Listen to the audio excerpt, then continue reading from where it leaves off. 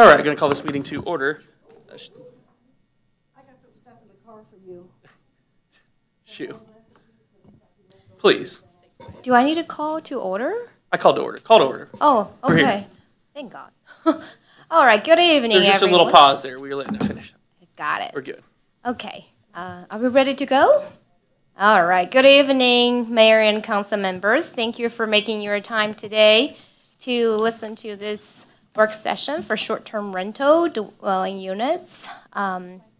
Today is December the 6th, 2022. The reason I'm saying that, I just want to remind you, some of you might know that we have talked about this topic about 3 years ago when Sarah Copeland was still here. I do know that most of you probably were not at this council at that time. You might not aware of that short-term rental discussion, so we decided to go ahead and start from the scratch, give you some general idea of where we are at and where we're heading to. So if that sounds all good, here is the proposed contents for this presentation. We're going to start with the issues. We always have issues, and the reason we start with the issues is to just let you know the purpose of amending the code and for this work session down the road, that we have a code issue. Currently, what's the issue in our code? And we have issues that reported by staff, what they have experienced, they have heard, and we have issues with residential dwelling rentals. These are the foreseeable issues down the road that needs to be resolved. So then we will move on to the existing conditions. What is our current regulations on short-term rental? What are the proactive enforcement that city staff have taken? And then we'll have a location map show you up today where are these short-term rental properties located at. We're not going to go to any specific address in the property. We're just going to have a general idea where they are at. And then we're going to move on to the efforts. So as a community development department, what are we requesting from you? What help do we need from you? And then we'll talk about our regional discussion, that how North Kansas City has been in coordination with our peer municipalities and organization in developing this particular piece in our code. And then we will go through the essential part for this presentation, which is also the last portion, that is the formula building. We're going to ask some questions to you, and particularly you're going to help answering these questions and to provide me some guidance on developing this code piece. So let's start with the issues. The issue here is really straightforward and simple. So according to our chapter 17.33.010, the description of uses in our code, that any use that may not be interpreted as a relative equivalent to a use in the use table in our code is not anticipated by these regulations and may not be allowed by a text amendment, and may only be allowed by a text amendment. What does it mean is, essentially it's saying any use that's not be defined in the zoning code is prohibited. So if we want to allow any certain use that's not defined there, we have to amend the code. In other words, short-term rental is not defined use in our current code. We have to amend the code to allow this use. I know you have a lot of questions. What about the ones that's running right now? And we'll get there. So the second portion for the issue is that staff have received information that from citizens and customers asking about how are you guys regulating short-term rental? Do you allow it? Is there any code we can look for? And our answer is no, no, no. And so we figure out there is a loophole in our code, and we cannot just say, no, we don't have any regulations, we're not regulating it, you're allowed to do anything you want. This is not the right answer we're providing. So as you see, this is the urgent topic we're bringing up over here to allow this to be placed on the table so staff can answer these questions from our citizens and our residents. So before we dive into this topic, I want to make sure everybody understands and have a good understanding what does residential dwelling mean. You definitely have experienced a residential dwelling in whatever format in your whole life. We all had a roommate before, and Some of you may lived in a single-family houses before, and some of you are really admiring the mixed use. So what does a residential dwelling really look like? What does it mean? We have a definition in our code. So the residential dwelling category is a principal use of land in the buildings for dwelling units. The arrangement and the extent of the dwelling units depend on the zoning district, lot sizes, and building types. It can be arranged in the following types. It can be in the apartments, whether it's small, medium, or large, or it's a garden apartment or a complex. It can be in a detached house or duplex, multi-unit house, row homes, mixed use, live and work, small format or manufactured home communities. It can be in a different format. So these are some, like a sketch kind of showing you, these are the residential buildings or mixed-use buildings that you have seen before, that they do have residential dwelling units within them. So let's get into our existing regulations, what we have in the code. We have something. So we do not have anything particularly addressing short-term rental. We all know that. However, we do have some similar uses that might give you some sparks when you think about short-term rental. The first one I do want to mention is the lodging for bed and breakfast.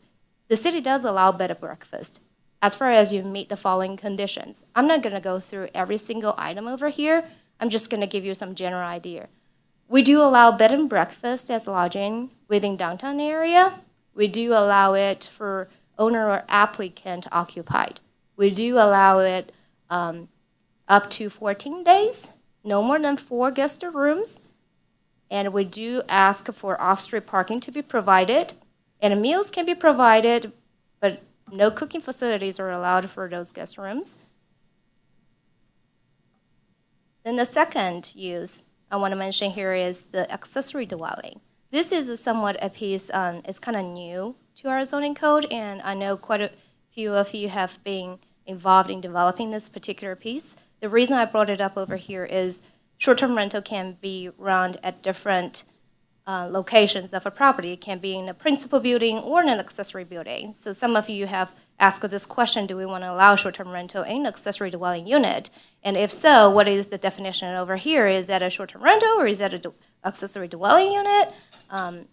Over here, this is our definition for accessory dwelling unit. And I want you to consider what are the regulations or standards that we require for accessory dwelling here. That we only allow one accessory dwelling per lot and only for detached houses. And we do allow the accessory dwelling to happen in one of these conditions in the image. One, the top one is a detached situation, the middle one is an attached situation, the bottom is interior. So we do allow accessory dwelling unit in different format. And the third one is that the accessory dwelling unit cannot exceed 50% of the living area of the principal building or 1,200 square feet, whichever is less. That is really essentially going after the accessory portion, whereas the principal. So we want to make sure this is accessory, not a principal use over here.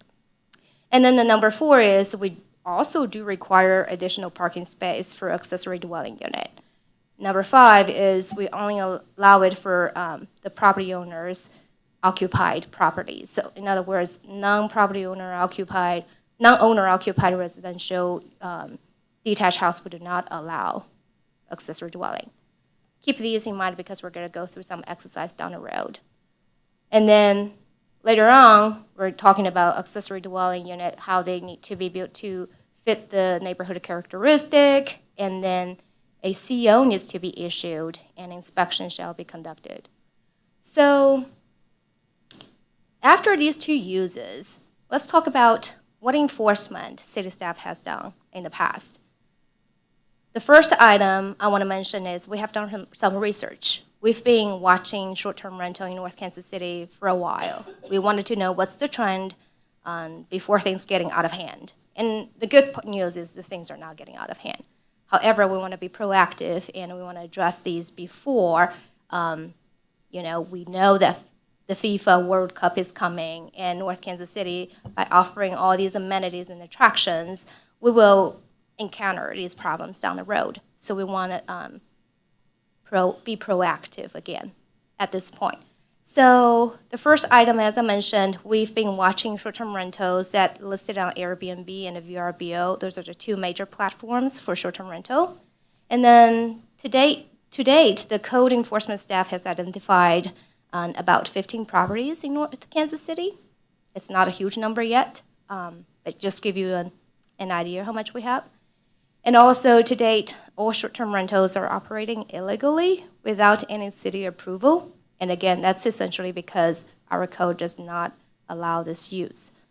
And then number 3 is city staff has received one complaint recently against the short-term rental properties. So it's not like we have received a massive amount of complaints. Councilmember Go Safer. ahead. Mhm.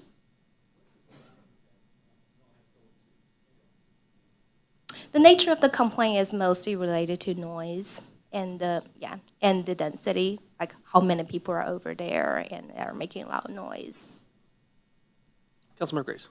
I just got a quick question. It's like a point of clarification. How would you define a short-term rental versus a standard rental? Is there rentals that are month to month, or there are people that might go, to Arizona during the winter and rent their house for 3 months? So is there a definition that we're working from? We will be working on the definition to start with. And again, if we do have a definition in the code, then we will already talk about short-term rental, right? Right now, we don't have anything. So it will be up to you guys to determine what is a short-term rental to start with. And I'll provide some guidance. Yeah, I was gonna say, but generally, a lot of cities have set that market 30 days, whether or not it's staying 30, or at least when I've seen, whether or not, you're renting for over 30 days. Right. We'll talk about seasonal and versus year-round short-term rental and what is short-term rental over here. And those are the questions I have for you all. All right. So as of today, no compliance letters were mailed because even though we're being proactive, we foresee that this is an issue in the code, and we want to make sure that we put out the regulations first, so we will be able to enforce it if you see where this is coming from. Here's the general location map for all the short-term rentals. The top picture is from the Airbnb platform. The bottom picture is from VRBO. And again, these are general locations, not identifying any particular properties over here. And mine might not be accurate. And then so as the department head for community development, I want to put up the request for you to consider helping staff to develop this short-term rental regulations for our code, mostly coming from 3 components. The first component, the second component, and third component, they're all from considering the master plan and the strategic plan the city has developed in the past. We want to discuss about the quality of life. We have an issue about quality of life when short-term rental conglomerated in certain neighborhoods, and especially for neighborhoods that without HOAs. And we have seen complaints about it before, and we want to make sure it doesn't become an issue and drag our life quality down. And then the second component is we want to improve the housing stock. While short-term rental could improve the housing stock and the diversity of the housing stock to a certain degree, sometimes it can dilute the permanent residents in the certain communities, and we want to consider about that. So the third one is also a question here. How much short-term rental for North Kansas City is too much? And I particularly said for North Kansas City because every city has its own situation. And these are the questions that we're going to answer and go through the exercise with you and with the community members. So to answer these questions, staff has done some background research and some research on the best practices in our region. And largely, staff has been participating in meetings with planners and community development directors and planning departments around the region, including Riverside, Gladstone, Parkview, and Kansas City, Missouri side, Overland Park, and Unified Government, which is Kansas City, Kansas over on the Kansas side. And also, we have been engaging with the UMKC students and their professors from an academic perspective. So let's dive into the questionnaire part, where you're gonna have discussion and give me some guidance on how should I develop this piece. I want to lay out some, my expectation from this exercise for you, that I'm going to go through 8 questions with you. And for each question, I'm going to throw the question out, and I'm going to talk about the intention of asking this question, why I'm asking this question. And you guys can discuss as a group and come up with some answers, or you can have different opinions and just voice your opinion out, whichever format you want, or you can ask questions. Should we ask this question? What's the purpose of asking this question is? And can we really enforce it? I keep asking myself sometimes, can we enforce what we're developing? So these are my expectations from you. Did I not tell you this is actually a work session for you tonight? All right, let's get into the first question. So the number of total short-term rentals. So do our communities already have too many short-term rentals in your opinion? If it does, if North Kansas City does have too many short-term rentals in your opinion, then the solution is to keep a cap or limit the total number of short-term rental permit, which can be issued or renewed yearly. And so this action could address the quality of life concerns. And then we do not have an exact formula to set that number. However, you can consider the size of our community from like the population perspective, the number of rental properties we already have, and the location where these rental properties are concentrated. And then you can determine what is appropriate. Go ahead. Councilmember Tola. Can we define what the short-term rental is first before we consider Sure. those? Okay. I think that's a good idea to define a short-term rental. So for you guys all have an idea about what long-term rental is, right? So generally, those are semi-annual or annual-based lease, whereas short-term rental, they're typically running less than, like Mayor said, 30 days.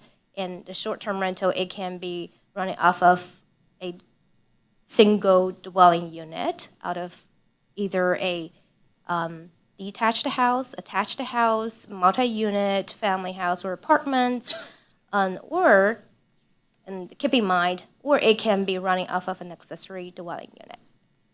So when we do determine short-term rental, I think there are a few questions that I would like to ask you. What is the set of time for you to consider it to be a short-term rental? What is the set of location for you to consider to be a short-term rental as to be distinguished from accessory dwelling unit? And who's running the short-term rental? Can the renter run the short-term rental? Say if I'm a tenant, I am renting the property from living with my family, and then I'm running a short-term rental out of here. Can I do that as well? So when you determine these, consider these factors. Any ideas? All right, did you have something further on that, or just?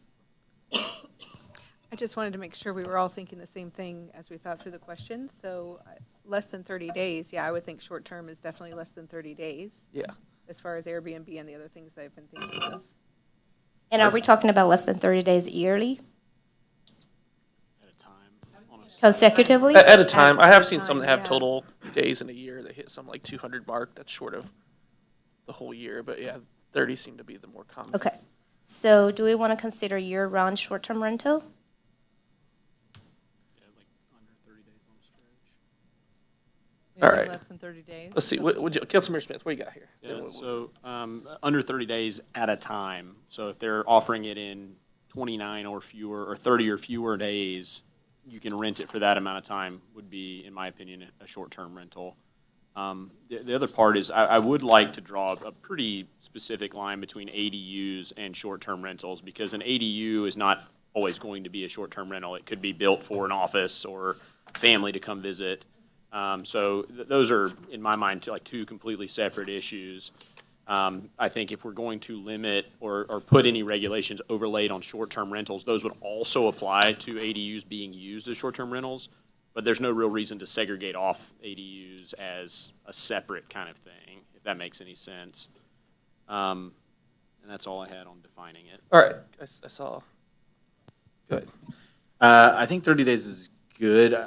Just to clarify, are we saying like, let's say my business is having an Airbnb, because that's kind of what we're talking about here with short-term rentals, and I'm putting my house up. We're saying that you can't rent to, like, I can't rent to council member Amy here for 31 days, but I could rent for 29 days and then rent to Jesse for 2 days after that. Or are you saying 30 days? Your 2 days would make it a short-term rental. Your 31 days would make it a Right, long-term. per person, right, per transaction, Yeah, so- right? so- Okay, so- I was just clarifying that. So this. 30 days What per I'm looking at- transaction, yeah, not 30 days total per year. Right. Yeah, Yeah, one okay. I'm looking at kind of takes the contra side. A residential lease of 30 or more consecutive days would basically constitute long-term rental. Yeah, See, the everything else. consecutive days per transaction or per, Yeah, so has it's to be per put in there, because right per- now it sounds like yeah. it's total. Yeah. Yeah, If a yeah, yeah, property I is see what you're saying. available to rent for a period of less than 30 But then, days. yeah, I think that's great, 30 days. Yeah, I think that's it for transaction. What if you're Park. renting in February? And it's a leap year. Man. Anyways, I'm serious. Can we say month, or does it have to be 30 days? well, I don't think it would be a month. I think it would be that 30-day period. Typically, whether, you would do whether it days. starts in, because you could start it in February 15th, and that'd be just 30 days Yeah. from that. Okay. I mean, we can make it whatever number you want, but Councilmember Graves. There's one thing that you said in passing that caught my ear. You mentioned apartments. Does that exist? Are people running Airbnbs out of Yes. apartments? Really, locally? Are the apartments aware of that? Kim has a good Or does it experience about violate? that. No, can I hear about, I didn't know that existed. Yes. We Kim. found one that was being run actually by a corporate. So a corporate entity had leased an apartment for their staff. So when they flew in and out of town, they had a place for their staff to stay in an apartment rather than a hotel. And when that was not being utilized, that private company did stick it up on Airbnb. The apartment complex did not know that. We did inform them of that. And they had informed that leasee that they had broken their lease agreement. And So some more established, or what I would call professional management organizations, do generally address this within their private tenant agreements between the organization and their person who rents it. However, if you are not maybe savvy and you have rented to somebody on more of a non-formal status, you may not know to ask that question. Therefore, that activity is happening, and it wasn't covered by a lease agreement. And even worse, it was on an incentivized project, correct? Yes. The So that the other was thing incentivized. that just came to mind just in this discussion about the day limit is I know specific real-life examples of people that have done Airbnbs here in Northtown for 3 months, stuff like that. Like you might have, there's people that we all know that moved to Brazil, then COVID happened, and they came back and stayed in Airbnb for several months. There's people that, you might have your kitchen being remodeled. And so, I don't know, to me, that just is confusing once it goes past 30 days. If I can kind of maybe address why the 30 days, why a lot of municipalities use that 30 days, it really has to go with communities that have passed a hotel motel tax. North Kansas City is one of them. After 30 days, it is seen as a long-term residence, and your actual hotel motel taxes can no longer be applied. And really, the insurance company is kind of the reason why that 30-day mark happens. And that's because if you were to have a fire in your home and you had to live somewhere else for longer than 30 days, the insurance premium wouldn't have to pay that additional 5 or 10%, depending on which your voters or state has applied. And that's kind of why there is a magic day of 30 days. So I'm kind of previewing later in Shu's presentation, but the application of the city's hotel motel tax would be one of the considerations as to should we go through an actual process to legalize these units. One of the things we would request is that they apply the city's taxes, both sales tax as well as hotel motel tax, because kind of in staff's eyes, that is a unfair business advantage that is happening right now. Our hotels and motels are applying that, as they should, as part of their business license process. However, Airbnb and Vero are not, because they are conducting illegal business activity right now.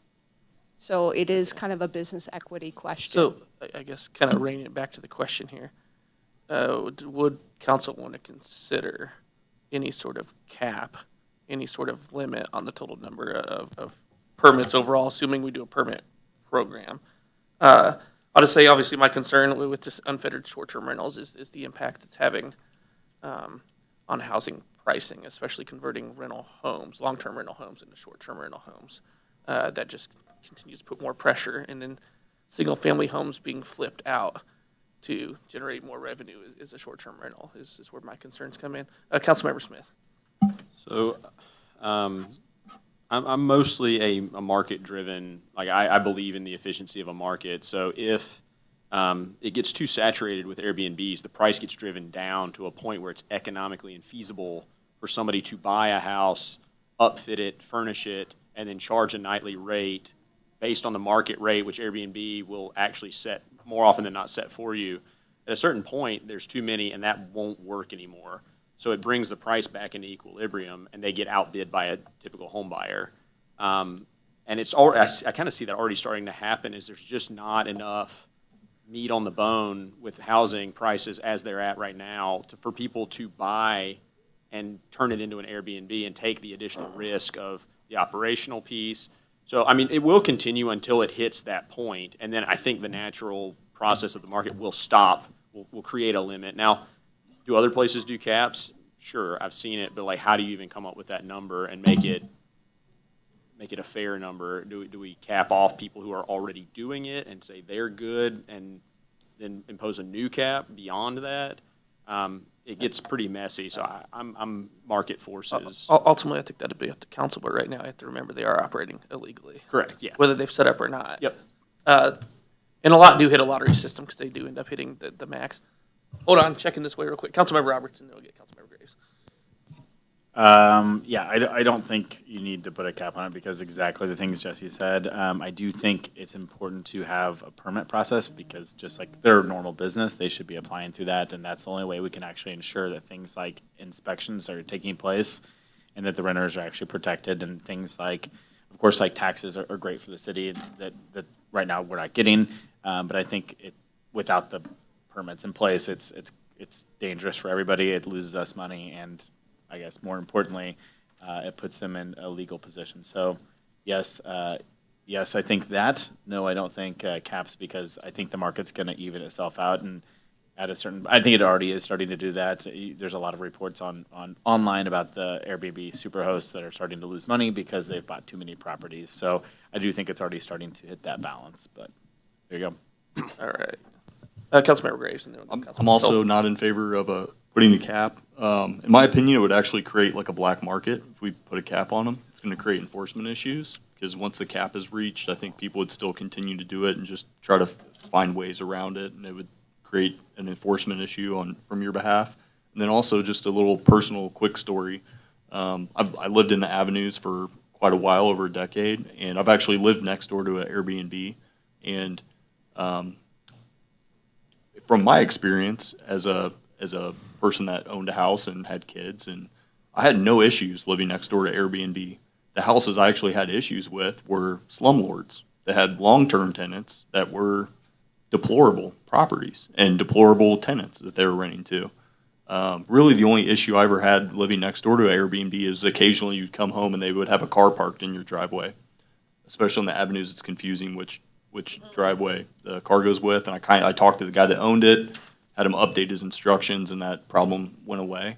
But in my experience, I think that Airbnbs in our community is actually a good thing, because I think that investors are buying property that's in poor condition. If you go on Airbnb and you look at these listings in Northtown, they're nice houses. They're very nice places. And then, Thanksgiving, the holidays come around, you can have your family stay in a nice Airbnb right down the street from you. So I don't see any issue in putting a cap on it. I think they're actually good for the community. Thank you, Councilmember Toll. In your research, do you have any recommendations or anything that you noticed about putting a cap versus not putting a cap?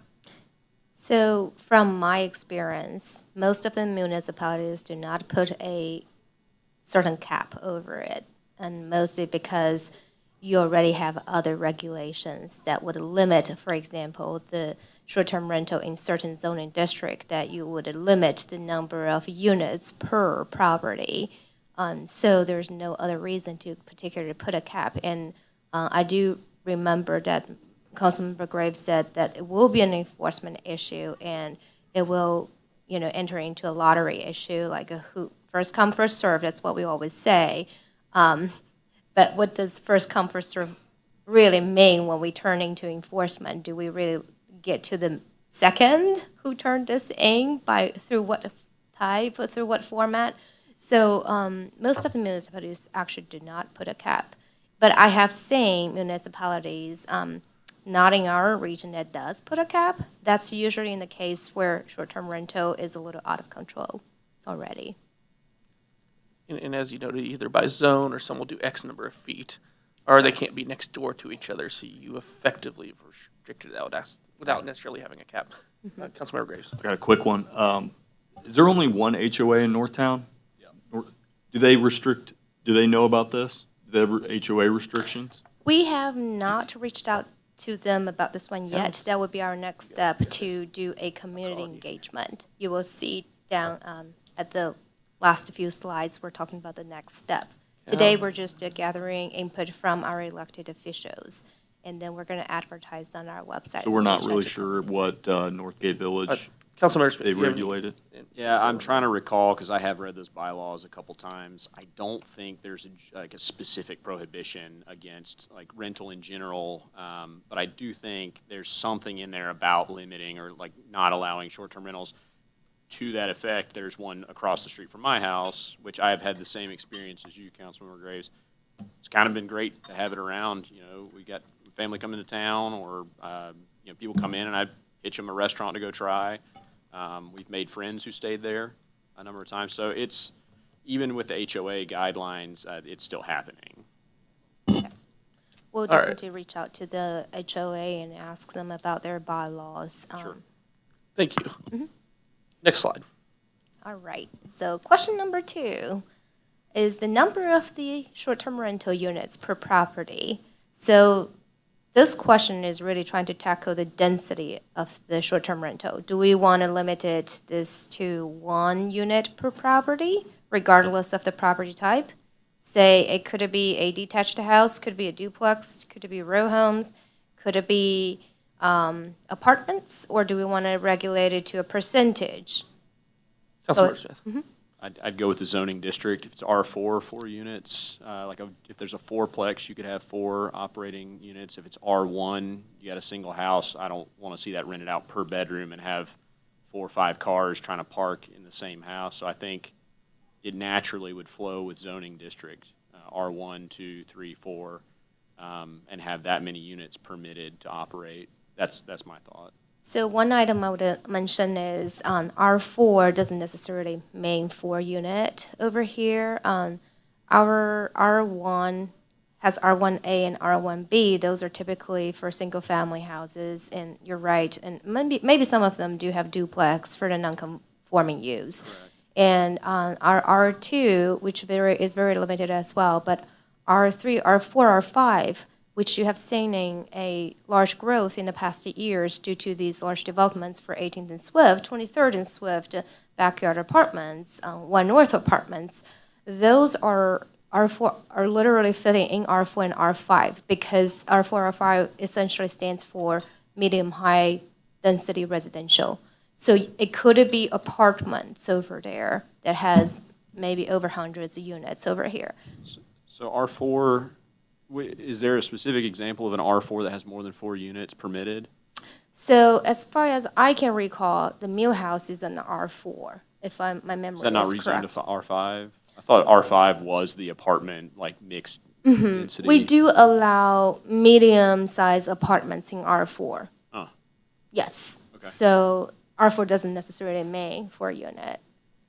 So one of the item you can consider is maybe the percentage, say certain percent of units. You can set it as, I don't know, you can think about 5%, then 5% meaning, and if you're just 1 unit, then you'll be allowed for 1. And then more than X number of units, it's a certain percentage, something like that. Councilmember Graves. Again, I'm just thinking out loud here. I don't know how you would enforce that.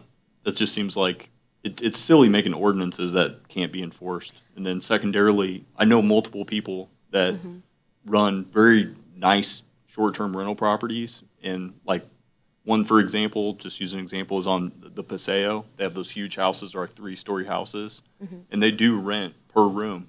They'll rent each room out, and Right. have no issues. I don't know. I don't see as much issue in that from my perspective. There's even people that you might live in a large house and you don't use all the rooms in your house. And so there's people that do that as well, where they'll just rent a room out, or rent 2 rooms out for a couple weekends a month, and it pays their mortgage. So I don't really see any issue with it. But even if someone were renting multiple rooms, I don't know how would you enforce that? How would you catch it? So for the enforcement part, I actually have some experience on that one when I had an exercise in Kansas City, Missouri over there. I appreciate that you consider the staff capacity when you go down to enforcement. Really, the strategy we're taking is because you're going to, for Kansas City, Missouri, you require a registration, and you require them to place the certificate at the short-term rental property. So what the staff does is, or should do, is whenever you receive a new application, you're going to check and to see what are the existing ones within that property. If it has already exceeds the amount that would be allowed, you would automatically turn them down. And not saying they are never going to run it illegally, but when the complaints come up and you can check on it, you would figure out you do not have you're not registered, you do not have a license over there. So it's actually easier for our staff to enforce it at some point. My only concern about renting out the bedrooms is that I know that we hear a lot about parking. So I think if you rented out a 3-bedroom house and you rented out 2 bedrooms and you were still staying in 1 bedroom, I would be concerned that there would be parking concerns. Are you concerned about that? I thought everyone around here drove bicycles.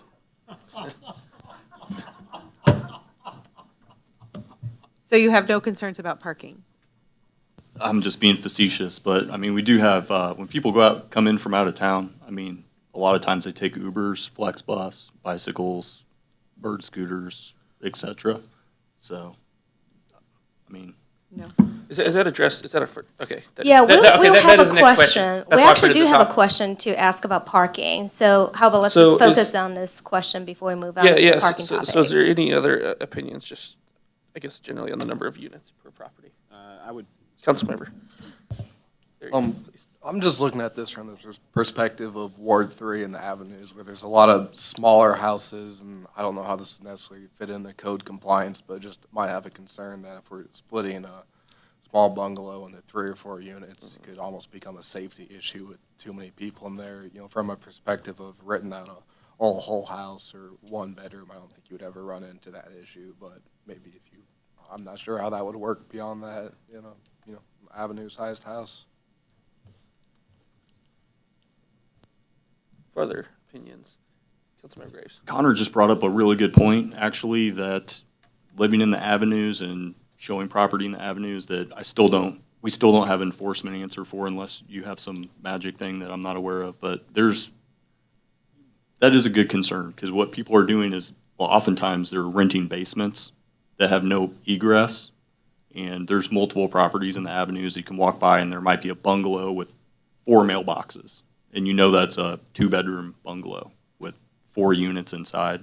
You can go in and they have kitchens in the basements, and I mean, I've seen these probably been inside of them. So that is a concern. If you do have, there's a difference between renting rooms out of a 4-bedroom, 2-story house versus renting the basement of a bungalow. Councilmember Roberts, you have been on the board. I guess, For a minute. is this remedied in the application process? Do they have to provide like a layout of the facility, even like a rudimentary one? Or is there like, I guess the inspection would have to take place prior to getting their license? So Right. we would know at least like, okay, this house could have 2 rentals, right? Whereas based on the inspection and any potential layout provided by the applicant. So I don't know if like we would really necessarily need to worry, because If the process plays out correctly, the inspection would stop it, or the application process would say, no, you cannot rent this, it's not safe. You could have one rental, not two or three or four. Yep. So, Councilmember Graves. I've been told multiple times by the previous, community development director that they're grandfathered in.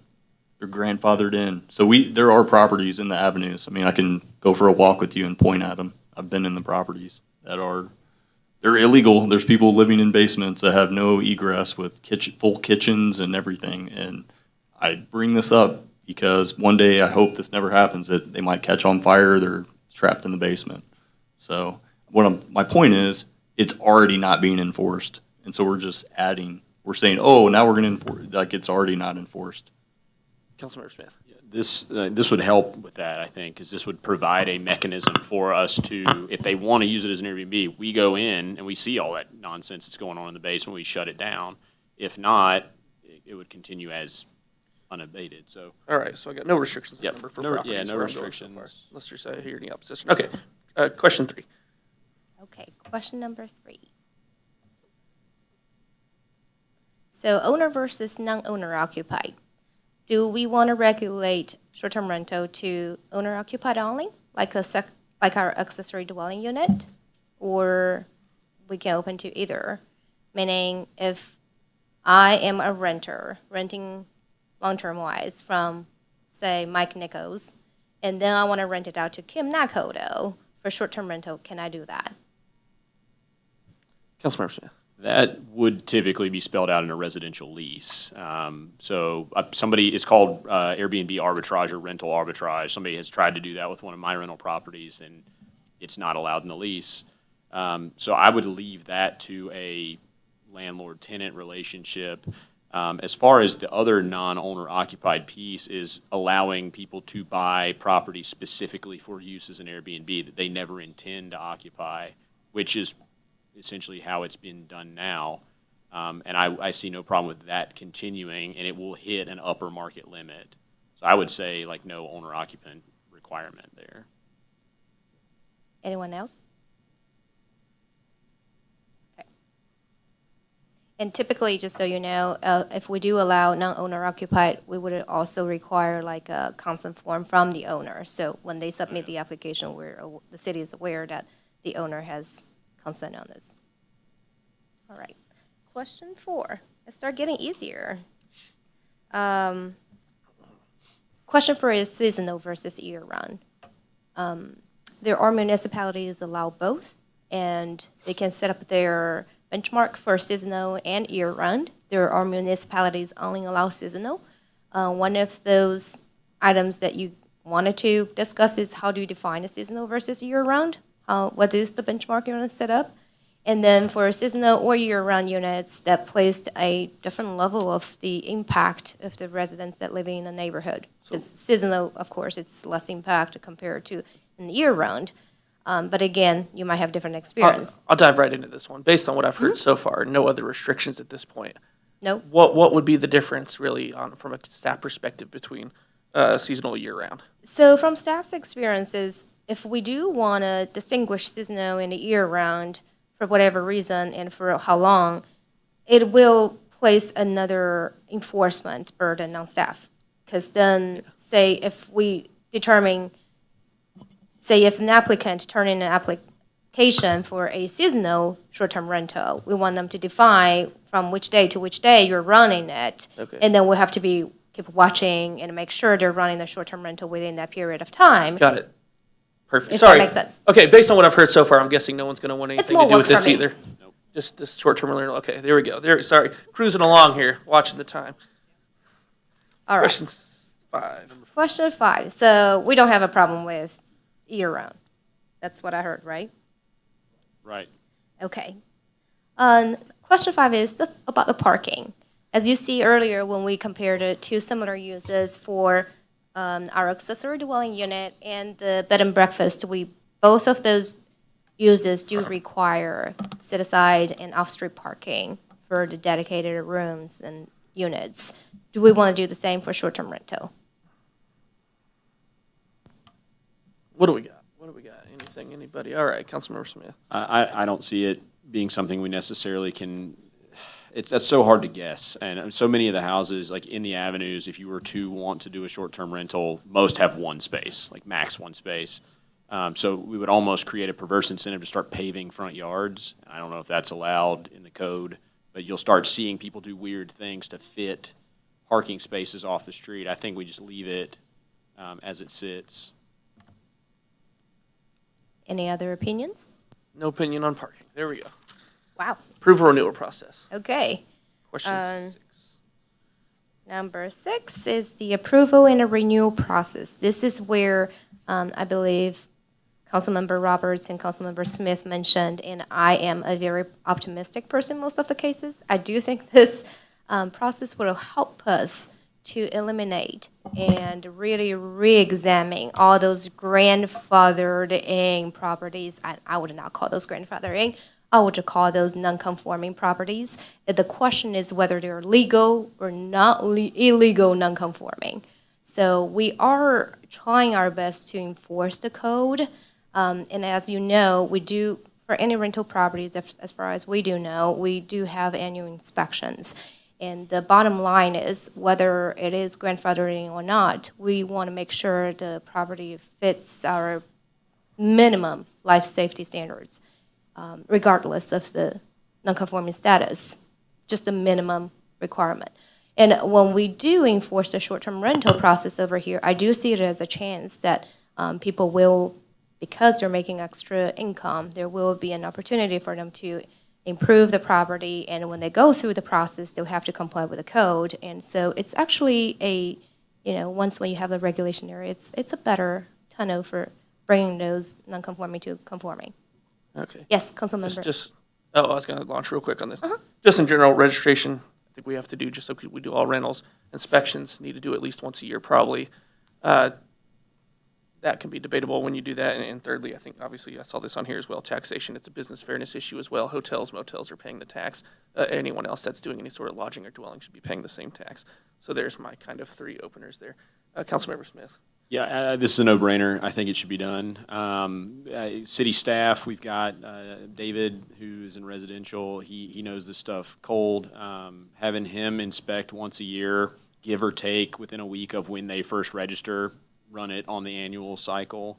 A fee schedule, whatever staff feels is appropriate there. But yeah, some kind of fee to get it set up. And then a penalty of some kind if they're renting on Airbnb. We give them a warning or a compliance letter, and if they continue, then start pinging them with a penalty. And then, if it's a rental period for duration under 30 days, they should be paying that hotel motel tax. So here are some solutions that could make the enforcement a little more smoother, considering the capacity we have for staff. So the first one is that we limit this short-term rental approval process to an administrative process, unless they need special exceptions or variances, then they can go through the public hearing process.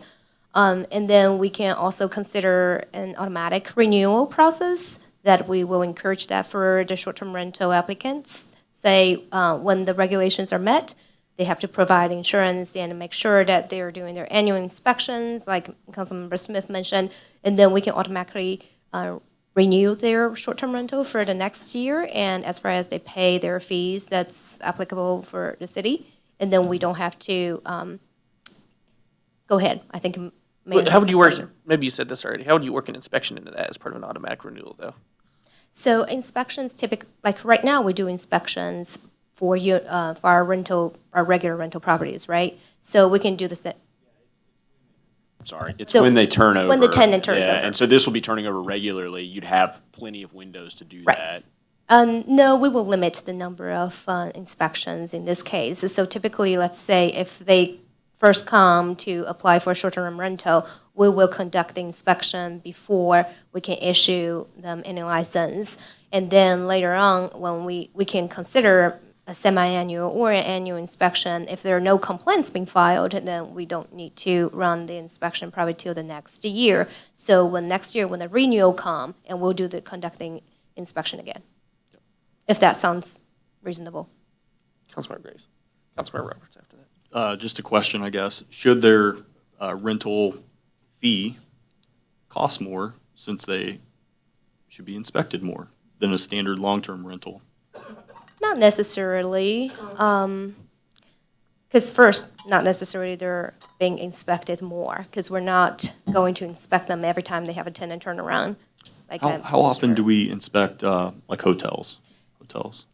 The hotels locally? I think. So Kenneth- actually, the hotels Monthly? we inspect them, but more importantly, because there is licensing at the state level, they are inspected by the health department. Short-term rentals traditionally are not inspected by the health department. But aren't they inspected like pretty frequently though, right? Like monthly or so? Some are inspected more often because they are complaint-driven. But what I'm getting at is there's an important distinction, I guess. The way if you own a long-term rental, you are inspected when in between tenants. But if you have a tenant that's there for 5 years and they don't complain about anything, then there's no inspection for 5 years, which we can't have that for short-term rentals, in my opinion. I think they should be inspected quarterly or semi-quarterly or at a minimum annually. I mean, annually seems probably the, At a minimum, in my opinion. yeah, no, I would agree on the minimum, yeah. Quarterly, semi-annually seem too If frequent we to do me, but yeah, at least, Yeah, if we do require them to be renewed annually, yes, we'll have the opportunity to inspect it annually. Yeah, which in my opinion, that's a good thing. And maybe charge them more of a registration fee to offset that. Just a thought. Councilmember Roberts. So I was gonna say, for the permit fee, can we handle it like a normal business license where it's just based on sales? So the more expensive ones pay more for their business license every year? We would have some questions, it's a little bit later in the presentation on, because this would be a new category. So we don't have this currently in our business license, so, and she was kind of hinted at the fact that there might be some community involvement on what that looks and feels like, but now that we kind of have clarification from the city council that yes, they need a business license, so we'll kind of go back to staff. Generally speaking, it is off gross receipts, which mean, yes, if you make more, then you remit more. I think that's the way to go, and that's kind of answers Councilmember Graves' issue of like turnover. If you're really popular Airbnb, you're gonna be paying more in taxes and for your business license every year. All right, further comments on this section? All right, seeing none. Number 7, enforcement. All right, number 7 is enforcement, and literally this is not a question and just something I would highlight over here from staff's perspective and also as a warning. If they do not comply with the regulations that you help staff set forward, so when staff receive complaints, when the property fail to pass inspection, or when they are in violation of any of the code, when the compliance issue come up with the business license requirement, or when they fail to remit local sales taxes. So I want to make sure that we're getting your support to suspend or revoke the license, and we'll limit them from reapplying it within certain period of time. Same with every other business. You don't comply, you risk losing your license and maybe not being able to apply in the future. Or within certain Or so many years. Yeah, you usually can't do it. I mean, permanent's tough, but definitely look at other cities. You see a range from 1 year, Right. 6 months Usually 1 suspension year. to, 2 or 3 years, Right. four on the more extreme. One tried to do a permanent, but I'm not sure how you enforce that one. Councilmember Smith. I'm not certain how this works, but I believe that Airbnb and VRBO can collect those local taxes and remit them on the behalf Yeah. of the city. So once this is set in place, I believe we could reach out and have that become an automatic thing. The only way they get around it is if they're doing it person to person, not going through a booking site, and then that would be tough to track down, but it's also hard to get a booking without using an intermediary. I know I've chased on that several times, but I think part of it was making it, enabling it first, Right. actually allowing it legally. Okay, Councilmember Toll. Likewise, do you know if you can inform Airbnb or VRBO if a license has been pulled, so they remove the property off their site? Do they work with cities in that way? You okay back there? That I don't have any experience, but I would believe we can reach out to them and let them know about it. Councilmember Roberts and Councilmember Graves. I'm kind of to piggyback off what you just said. When, let's say we get this all ready to go, we can, you just showed a map of all the Airbnbs. Will they, if we say this is now a city ordinance, like that all your people under Airbnb, is there a process that you already know you can go through that's like pretty streamlined? Like, here's our rules, regulations, taxes you have to remit, and they'll reach out to all the people that are already on there? Or is that something that we have to do individually? So Airbnb, oh, I think Kim might have more. I know on the taxes, they do have a compliance portal. So once it is made aware that they are operating within this sales district, they do that. Now licensing, I'll let Shu answer. So the tax portion, they do have a website particular listed out, say Missouri Portos. There are listed the cities that has, place the sales tax, and they have links. Airbnb does provide links over to the cities and tax. But for the licensing part, Airbnb generally did not provide it over there. This ordinance will involve some education and will involve some hurdles. But, this is how every new piece will come up, and we'll meet, and we'll do our best to reach out to the community. Yeah. And we'll do some community campaigns over there as well.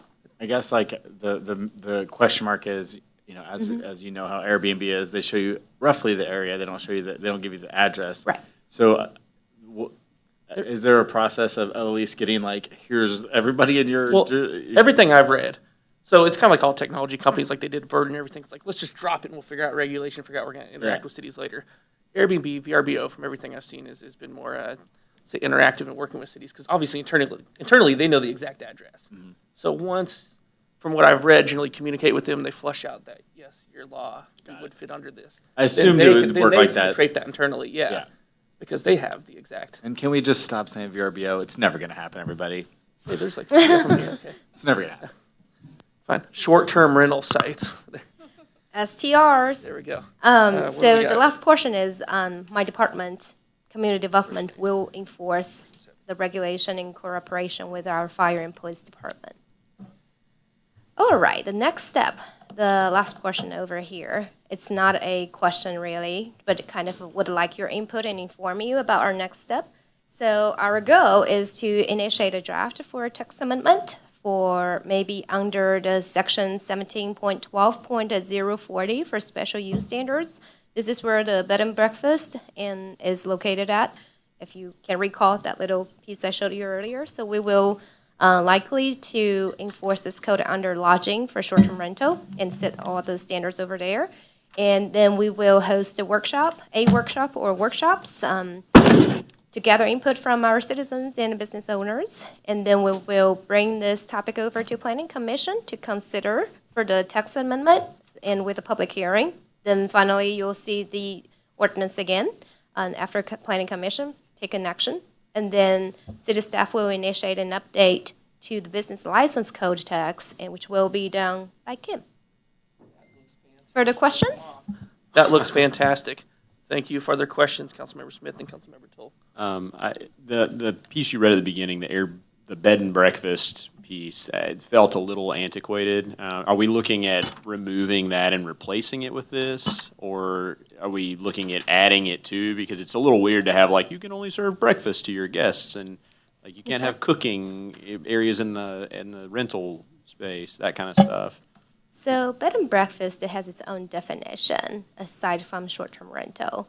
And the way when we regulate the bed and breakfast, if you recall over here on the screen, that particular for number 5 and number 6 over here, we're prohibiting any cooking facilities within the guest rooms. So it's not necessarily a full dwelling unit.